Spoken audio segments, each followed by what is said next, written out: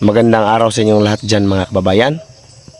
Ngayon po ay nandito ako sa sakahan nila Papa noon.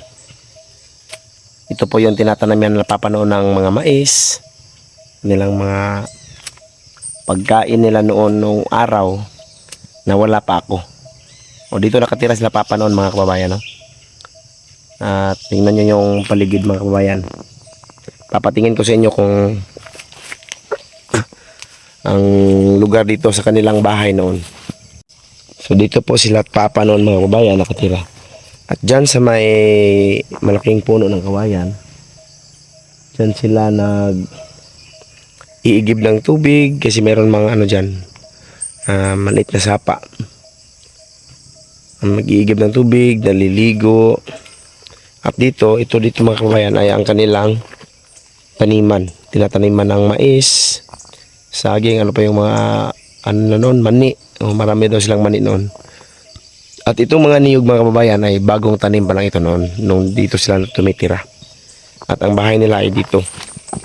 Dito po yung banda, yung bahay nila Papa noon. Diyan sa ibaba.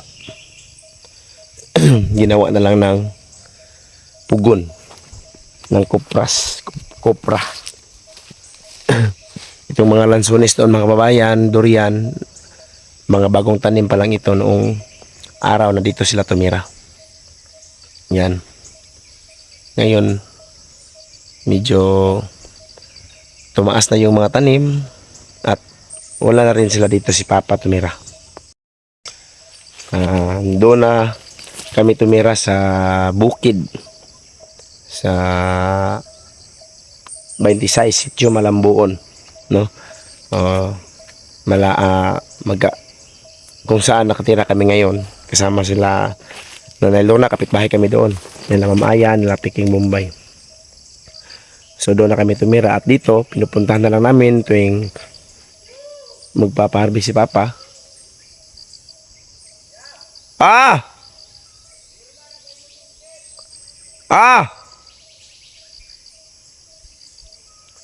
Kapatid ko mga kababayan, no, tumawag. At pag-uusapan din natin ngayon mga kababayan tungkol sa School Form 10 ni Nita o Form 137 nita yun mga kababayan. No? So marami nagsasabi na isa lang din yan sa Form 137.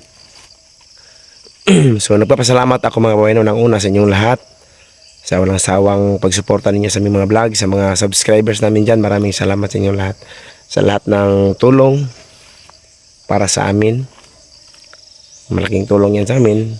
Sa mga sponsor nila ni Nanay Lorna, maraming salamat sa inyong lahat. Sa walang sawang pagtulong kay Nanay Lorna.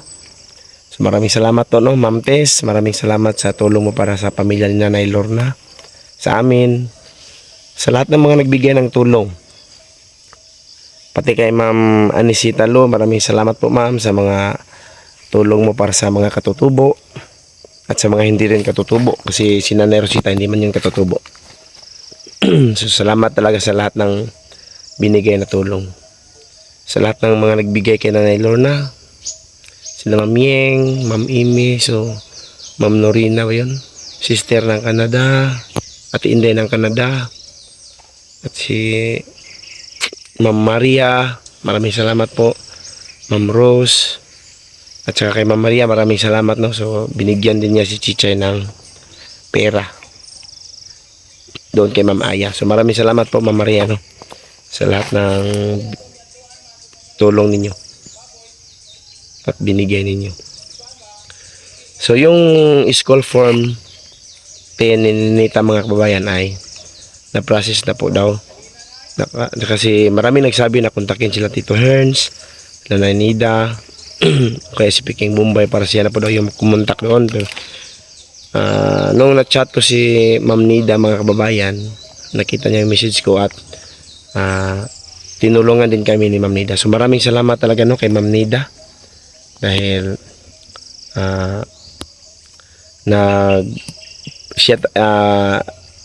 pinaparasis niya doon.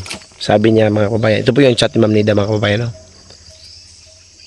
Yan po yung chat ni Ma'am Nida na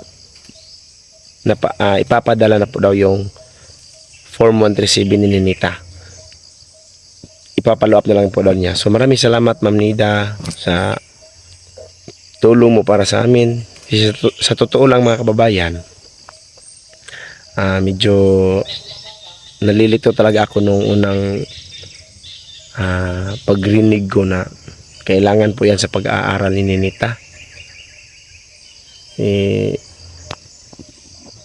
Naisipan ko kung anong gagawin ko para makontak yung paralan. Meron ding nagsabi na school to school, pero di ko alam kung bakit, anong reason kung hindi nila nagawa na ikontakin. Baka hindi siguro nila makontak yung eskwelahan kaya lumapit sa amin, or sinabihan si Ninita na papuntahin daw kami sa paralan. Kaya sa tulong ninyo, sa mga suggest ninyo mga kababayan, maraming salamat. Lalo kay Ma'am Nida. So i-update ko na lang po si Ma'am Nida mga kababayan, no? Kasi at saka yung teacher ni Ninita kung nakarating na ba yung Form 137 niya o hindi pa.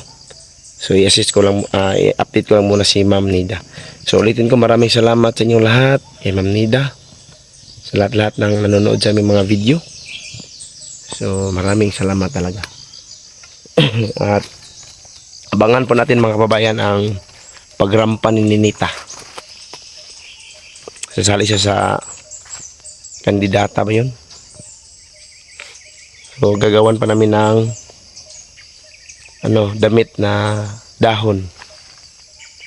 Maghanap pa kami ng dahon para idikit sa kanyang damit na susuotin tuwing magrampa sila. Kasali din si Kubay, si Arlene Joy. So maraming mga kabataan ang sumali sa kanilang program. At ngayon ay magpapahakot kami ng niyog mga kababayan, no? Dito kasi nagpa-harvest man si Papa ng niyog. Pumupunta lang kami dito kasi ng tuwing magpa-harvest ng niyog. Pasensya na kayo mga kababayan na kasi medyo paos talaga yung boses natin dahil sa subaw ubo. So maraming salamat at pasensya po sa lahat na sa lahat-lahat ng mga siguro kamalian. Sorry po. At maraming salamat sa lahat-lahat ng suporta din ninyo. So ngayon mga kababayan ay pupunta muna ako doon sa ibabaw para puntahan ko yung kapatid ko kasi nag-harvest sila ng avocado kasama ang aking mama. So ulitin ko, maraming salamat sa inyong lahat mga kababayan. At ingat kayo palagi dyan. So hanggang dito lang yung video natin mga kababayan, no? Kasi aakyat na tayo doon sa ibabaw. Yan, no? So hanggang dito lang, bye bye at ingat kayo palagi.